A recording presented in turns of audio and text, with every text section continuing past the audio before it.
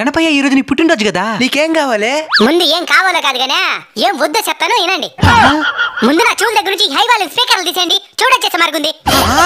మీకు నిజంగా పాడాలనిపిస్తే ఒక భక్తి పాట నేర్చుకుని పాడండి, పరవశించిపోతాను. తాగి గుళ్ళో దర్శనానికి వెళ్తారా?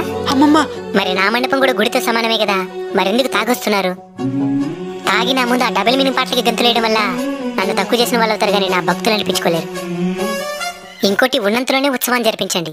మీరు ఎంత పెట్టుబడి పెట్టారనే దాన్ని నేను చూడను, ఎంత ప్రేమను పెట్టారనేది మాత్రమే నేను చూస్తాను. ఒకే గ్రామంలో 3-4 విగ్రహాలు పెట్టడం వల్ల మీలో ఐక్యత నశిస్తుంది. అందరూ కలిసిమెలిసి ఒకే విగ్రహాన్ని పెట్టి పూజించండి. నేను మీలో ఐక్యతకి కారణం అవ్వాలి కానీ గొడవలకి కాదు. స్వామి మేమైతే తాగి రావడం, డబుల్ మీనింగ్ పాటలకి డాన్స్ వేయడం ఇవేవి చేయలేదు స్వామి. అందుకే కదా నైనా నేను ప్రత్యక్షమై మీతో మాట్లాడుతుండేది. మీరు నాకు బాగా నచ్చారు. ఏదైనా ఒక వరం కోరుకోండి, ఖచ్చితంగా తీరుస్తాను. స్వామి నీ పుట్టినరోజు నాడు కూడా విజయవాడ ఖమ్మం అసలు వరదలతో ఇబ్బంది పడుతున్నారు స్వామి, వాళ్ళకి తోడుగా ఉండు స్వామి. తదాస్తు.